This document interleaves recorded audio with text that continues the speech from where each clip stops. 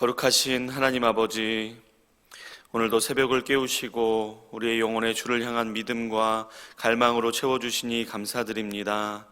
생명의 주관자 되시며 소망의 이유가 되시는 하나님을 찾고 구하며 신령한 교통의 은혜가 풍성한 새벽기도의 시간 되게 하여 주시옵소서. 주님 밖에는 사랑할 리 없고 주님 밖에는 우리의 인생을 도울 리가 없사오니 오늘도 우리와 함께 하시고 동행하시며 이끌어 주시옵소서. 미움과 다툼, 시기, 질투의 악한 생각과 감정들이 사라지게 하시고 오직 하나님의 크고 놀라우신 사랑과 은혜로 말미암은 용서와 사랑과 자비와 긍휼한 생각과 감정들이 우리 안에 가득 채워지게 하여 주옵소서. 늘 하나님을 위해 살고 하나님의 말씀에 순종하며 살기를 원하면서도 여전히 정결하지 못한 우리 행실들을 불쌍히 여겨주시고 겸손히 자백하며 회개하고 예수 그리스도의 보혈의 공로 힘입어 다시 은혜로 회복되고 새롭게 되는 시간 되게 하여 주옵소서. 성령의 충만함을 사모합니다. 우리의 심령에 성령을 부어주시고 오늘도 하나님의 말씀을 듣고 깨달으며 말씀의 능력을 경험하는 은혜를 허락하여 주시옵소서. 오늘도 우리를 사랑하시고 우리의 기도를 들으시며 응답하시는 우리 구주 예수 그리스도의 이름으로 기도드립니다. 아멘. 하나님의 말씀 신약성경 마태복음 10장입니다.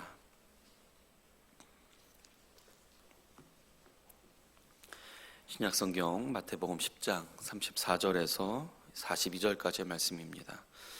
신약 16쪽입니다.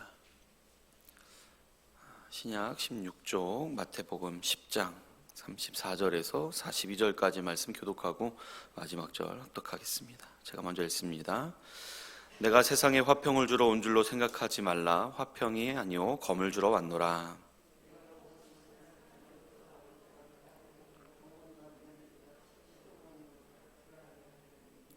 사람의 원수가 자기 집안 식구리라.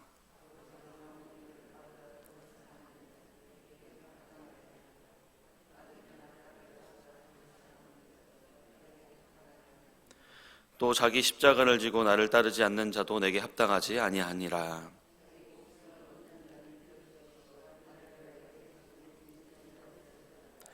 너희를 영접하는 자는 나를 영접하는 것이요 나를 영접하는 자는 나를 보내신 이를 영접하는 것이니라.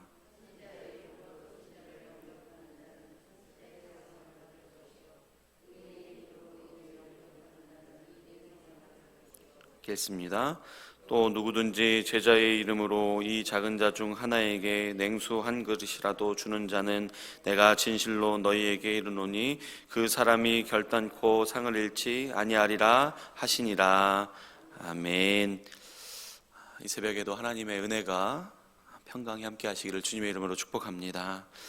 오늘 본문은 예수님께서 12 제자를 부르시고 그들에게 더러운 귀신을 쫓아내며 모든 병과 또 모든 약한 것을 고치는 그 권능을 주신 후에 하나님의 나라의 복음 전파와 또 치유 사역을 위해서 이스라엘의 백성들에게로 12 제자들을 보내시면서 명하신 그 말씀 중 마지막 부분에 해당하는 그 말씀이 되겠습니다.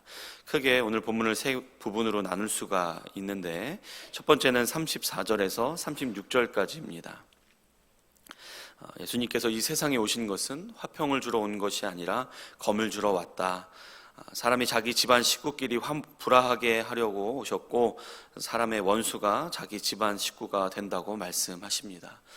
먼저 34절에 검을 주러 왔다는 표현, 이 표현은 평행 본문이 누가복음 12장에 보시면 분쟁하려 함이라 라고 표현하고 있습니다. 그러니까 이 세상에 예수님이 오신 것은 화평케 하려 함이 아니고 사람들로 하여금 분쟁하게 하려고 오셨다는 그 말씀을 하고 계신 것이죠. 분명 예수님은 평화의 왕으로 오셨다는 것 우리가 잘 알고 믿고 있습니다. 그래서 예수님께서 이런 말씀을 하셔도 오해하지 않죠. 그런데 잘 모르는 사람들, 믿음이 없는 사람들 이 말씀 보면 오해하기 쉬운 말씀입니다. 우리가 오해하지 않고 이 말씀 바로 이해하기 위해서는 예수님께서 12 제자들을 어디로 또 누구에게로 보내셨는지를 먼저 기억해야 합니다. 마태복음 10장 5절에서 6절까지 말씀입니다. 마태복음 10장 5절에서 6절까지의 말씀. 예수께서 이 12를 내보내시며 명하여 이르시되 이방인의 길로도 가지 말고 사마리아인의 고을에도 들어가지 말고 오히려 이스라엘 집에 잃어버린 양에게로 가라. 아멘. 예수님께서 이 12제자를 부르시고 그들에게 더러운 귀신을 쫓고 또 모든 병, 약한 것을 고치는 이 권능을 주신 후에 그들을 내보내시는데 바로 이들의 고향 동족들에게로, 즉 이스라엘 집의 어린 양에게로 보내는 것을 우리가 앞서 살펴봤습니다.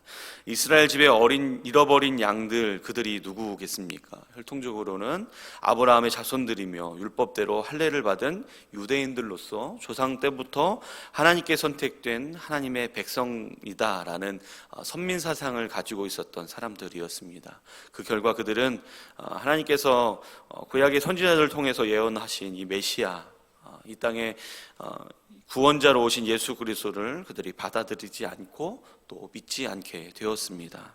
원래는 하나님의 백성이었으나 하나님의 예언의 말씀의 성취며 또 그들을 위한 이 구원자 예수 그리스도를 영접하지 않고 믿지 않아 잃어버린 양이 된 이 이스라엘에게 예수님께서 12제자들을 보내시며 그들에게 하나님의 나라의 복음을 전파하고 치유의 사역을 하게 하셨던 것입니다. 그러니 예수님의 12제자들의 전파하는 내용을 이 이스라엘의 집에 잃어버린 양들, 유대인들이 듣게 되면 어떻게 되겠습니까? 또 이 제자들의 치유의 사역들을 보면서 그들이 어떤 반응들을 하게 되겠습니까? 유대인들은 이미 예수님께 잃어버린 양이다라고 그런 평가를 받은 자들이었지만 그들 중에서도 예수님을 믿게 되는 자들이 있었을 것이고 또 그렇지 않은 사람들도 있었을 것입니다. 그렇게 되면 그들 사이에 갈등이 생기게 되는 것이고 또 분쟁이 생길 수밖에 없는 것입니다. 그렇기 때문에 예수님이 화평을 주러 오신 것이 아니고 검을 주러 왔고 분쟁하게 하려고 왔다라고 말씀하셨던 것입니다. 또한 이런 일이 한 가족 안에서 발생하게 되면 어떻게 되겠습니까? 부득불 나뉠 수밖에 없고 또 불화를 일으켜 서로 원수가 되는 지경에까지 이르게 되는 것입니다. 무엇이 한 가족을 서로 분쟁하게 하고 원수가 되게 합니까? 바로 예수 그리스도의 복음으로 그렇게 된다, 예수님께서 말씀하시는 겁니다. 실제로 예수님께서 이스라엘 가운데서 복음을 전파하시고 또 가르치시고 치유의 사역을 하실 때 유대인들의 이 사이에서는 자주 수군거림, 또 논쟁, 다툼이 있었다는 것을 성경은 기록하고 있습니다. 그러니 한 가족 안에서도 예수님으로 인해 논쟁하게 되고 다투게 되는 그런 일들이 분명 있었을 것입니다. 이처럼 하나님은 예수님을 보내셔서 이 땅 가운데 평화를 주시기를 원하셨고 예수님이 또 화평으로 이 땅 가운데 오셨지만 그것을 사람이 받아들이지 못하고 믿지 못하게 되면 그것으로 인해서 분쟁이 생기게 되는 것입니다. 혹시 우리 성도님들 중에서도 이 예수님을 믿는 것 때문에 또 신앙생활하고 교회에서 봉사하고 사역하는 것 때문에 가정 가운데서 불화가 있고 갈등이 있으신 분들 계신다면 이 말씀으로 위로를 얻으실 수 있기를 바랍니다. 복음이신 예수 그리스도는 분명 죄악된 세상과 죄인들의 화평이십니다. 그러나 이것은 복음을 듣고 믿는 자들에게만 허락되어지는 것입니다. 하나님께서 선택하시고 예정하신 자들만이 예수 그리스도의 복음을 듣고 믿으며 예수 그리스도를 구주로 영접하게 될 때 얻게 되는 은혜로서의 화평인 것입니다. 이미 우리는 이 은혜를 받아 예수 그리스도의 화평 가운데 있는 자들임을 감사하실 수 있기를 바라고, 아직 믿지 않는 가족들로 인해서 분쟁이 있다 할지라도 오늘 예수님의 말씀 기억하시면서 너무 힘들어하지 마시고 이럴 수밖에 없는 것을 받아들이실 수 있기를 바랍니다. 또한 아직 믿지 못해서 화평을 얻지 못하고 은혜 받지 못한 이 한 가족의 구원을 위해서도 기도하실 수 있는 우리 모두가 될 수 있기를 간절히 소망합니다. 이어서 두 번째는 37절에서 39절까지의 말씀입니다. 37절만 제가 다시 읽어보겠습니다. 아버지나 어머니를 나보다 더 사랑하는 자는 내게 합당하지 아니하고 아들이나 딸을 나보다 더 사랑하는 자도 내게 합당하지 아니하며. 아멘. 본문 37절에서 39절의 말씀은 참된 제자도에 관한 말씀입니다. 1차적으로는 예수님께서 택하셔서 세우신 12제자들에게 주셨던 그 가르침이고, 또한 오늘날도 예수님을 믿어서 하나님의 자녀가 되고 제자가 된 우리들에게 주시는 가르침의 말씀인 것입니다. 우리가 하나님의 은혜로 예수 그리스도를 믿어 하나님의 자녀로 살아가는 삶은 또한 그리스도의 제자로 살아가는 삶인 것인데, 그 삶을 살아가며 육신의 아버지나 어머니나 아들이나 딸보다 하나님을 사랑하며 살아가야 합니다. 이 말씀, 우리가 앞서 살펴본 말씀에 이어서 이해한다면 믿음으로 인해서 예수 그리스도로 인해 가족들과 분쟁하고 원수가 되는 지경에까지 이른다 할지라도 우리의 이 믿음을 포기하지 않아야 한다, 그 말씀을 하고 계신 것이죠.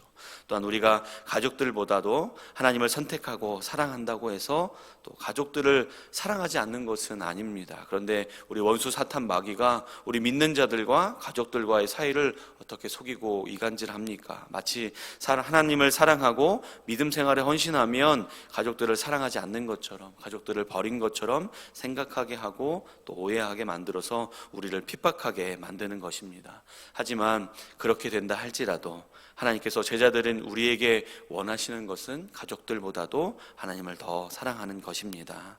또한 38절에 말씀하듯이 예수님처럼 자기 십자가를 지고 따르기를 원하시며, 또 39절에 자기 목숨을 얻고자 하지 않고 예수 그리스도를 위하여, 복음을 위하여 자기 목숨을 잃는 참된 제자로서의 삶을 살기를 하나님은 원하시는 것입니다. 우리는 오늘 새벽에도 개인과 또 가족들을 위한 많은 기도 제목들 가지고 나오셨을 것입니다. 그런 우리의 자신과 또 가족들을 위한 기도들이 잘못된 것은 아닙니다. 그러나 우리는 오늘도 하나님 앞에서 하나님이 허락하신 이 하루를 시작하며 이 하루도 하나님의 뜻대로, 하나님이 원하시는 대로 또 하나님이 기뻐하시는 삶을 살아가게 도와주옵소서라는 그 기도를 먼저 드릴 수 있어야 하겠습니다. 또한 우리의 관심이 어떻게 하면 하나님이 원하시는 참된 제자로 살아갈 수 있을 것인가, 그것을 향해서 나아갈 수 있기를 바라며, 또 우리가 짊어져야 하는 우리의 십자가가 무엇이든지 그것을 기꺼이 지고 또 예수 그리스도를 위하여 우리의 목숨까지도 이를 각오를 하면서 참된 제자로서 이 땅에서 살아가실 수 있기를 바랍니다. 이렇게 우리가 하나님께 받은 화평 또 생명과 은혜에 합당한 자로 살아갈 때 성경에 말씀하신, 말씀에 약속하신 그 상을 받게 될 줄로 믿습니다. 마지막으로 오늘 마지막 부분 40절에서 이 42절까지의 말씀은 사무엘상 2장에서도 기록하고 있는 것처럼 하나님은 존중이 여기는 자를 존중이 여기시는 분이시다라는 것을 알 수가 있습니다. 하나님을 존중이 여기는 것이 무엇이겠습니까? 이 마지막 부분에서 말씀하시는 것처럼 예수님의 제자들, 하나님의 선지자 또 의인을 영접하고 섬기는 자들, 그것을 말씀하는 것입니다. 그렇게 하나님을 존중이 여기는 자들을 하나님이 존중이 여겨 주심으로 결단코 그들이 상을 잃지 않을 것이다 라고 말씀해주고 계신 것입니다. 비록 하나님을 따르며 제자의 삶을 살 때 많은 어려움과 고난이 있을 것이지만 하나님을 존중히 여기는 자들로 말미암아 그 제자들이 환대와 또한 도움을 받게 하실 것이다 라고 말씀하고 계신 것입니다. 하나님께서 부르신 이 하나님의 자녀로서의 삶, 또 예수 그리스도의 제자로서의 삶, 우리가 오늘도 이 말씀 가운데 또한 믿음으로 나아가며 기쁨으로 감사함으로 또 감당하며 나아갈 수 있기를 간절히 소망합니다. 또한 하나님이 예비하신 도움의 손길, 또 약속하신 상을, 그것을 우리가 믿음으로 바라보며 오늘도 하나님께서 허락하신, 하나님이 기뻐하시는 이 믿음을 가지고 이 믿음 가운데 승리하며 살아가실 수 있기를 주님의 이름으로 축복합니다. 아멘. 오늘 기도 제목 내신 두 가정 위해서 기도하겠습니다. 강정래 권사님, 아들 김재건님 신앙의 열매를 위해서 회사에서 주와 동행을 위해서 기도해 주시고, 또 아들 김재선 목사님 성령에 이끌려 하늘의 지혜와 권능으로 충성할 수 있도록 기도해 주시고, 가족과 손자 이삭의 건강을 위해서 기도해 주시기를 바랍니다. 또한 권호선 권사님, 아들 정주용 목사님 말씀과 성령으로 부흥케 하시도록, 또 아들 은용 재선 믿음 충만케 하셔서 부흥케 하시도록, 또 딸 선순, 또 소공님 건강과 믿음 충만, 또 우리 권사님의 건강과 믿음 충만을 위해서 기도해 주시기를 바랍니다. 이어서 각자 가지고 나오신 기도 제목과 또 우리 교회와 또 집중 신방과 또 이번 주 금요일 온가족 기도회를 위해서 기도해 주시고, 우리나라를 위해서 또 지진 피해를 입은 튀르키예와 또 시리아를 위해서 함께 중보 기도해 주시기를 바랍니다. 함께 우리 하나님께 믿음으로 간구하며 나아갑니다.